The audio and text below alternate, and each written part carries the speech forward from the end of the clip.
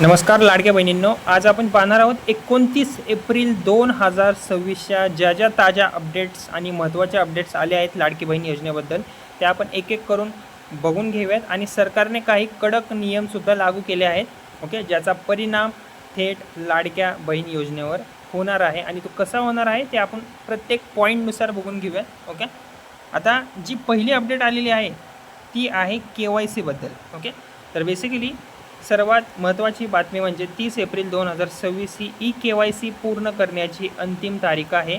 जर या तारखेपर्यंत महिलांनो तुम्ही KYC केली नाही तर तुमचा 1500चा हप्ता थांबवला जाऊ शकतो. म्हणजेच की इथून पुढे तुम्हाला वितरण मिळणार नाही आणि पुढील पेमेंटही तुम्हाला मिळणार नाही. बेसिकली तुम्हाला या योजनेतून रद्द केलं जाऊ शकतं. त्यामुळे ज्या महिलांचे सर्व डॉक्युमेंट्स कंप्लीटेड आहेत ते उत्पन्नाच्या दाखल्यामध्ये सुद्धा बसतात, आर्थिकदृष्ट्या ते कमकुवत आहेत आणि ज्यांना इनडायरेक्टली पैशांची गरज आहे त्यांनी KYC कंप्लीट करून घ्या.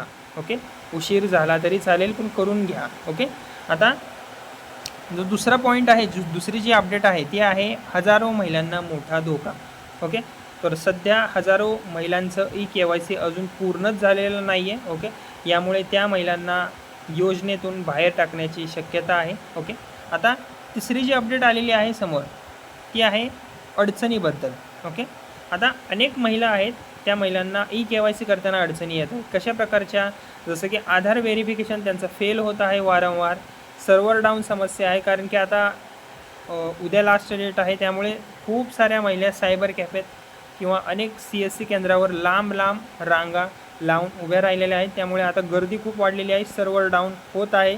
ओके, आणि ग्रामीण भागात सध्या सुविधा कमी असल्यामुळे तिथेही सध्या सर्व्हर डाऊनची समस्या दिसून येत आहे. यामुळे प्रक्रिया वेळेत पूर्णच होत नाही आहे. ओके, थोडासा उशीर लागत आहे.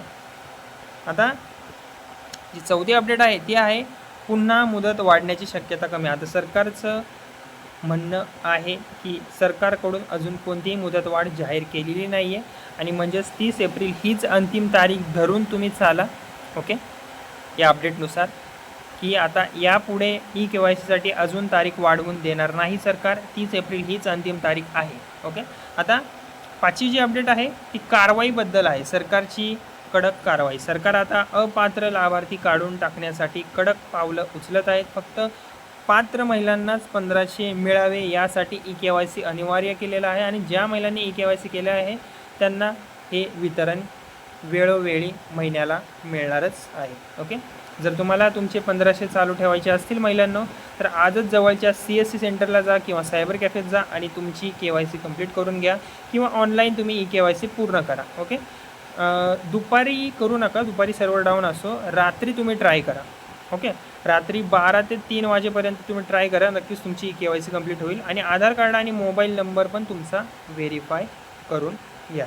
ओके, आणि ही माहिती खूप महत्त्वाची आहे कारण छोटीशी चूक तुमचे पैसे थांबवू शकतात. खूप साऱ्या महिलांना वाटते की पहिलीच मी KYC केली आहे, नाही, नंतरसुद्धा KYC करायला सरकारने लावलेली आहे. त्यामुळे KYC तुम्ही करून घ्या. ओके, आणि हा व्हिडिओ जास्तीत जास्त तुमच्या शेजारी महिला असतील किंवा ओळखीच्या असतील त्या महिलांपर्यंत शेअर करा आणि लगेचच तुमची KYC पूर्ण करा जर अपूर्ण असेल तर.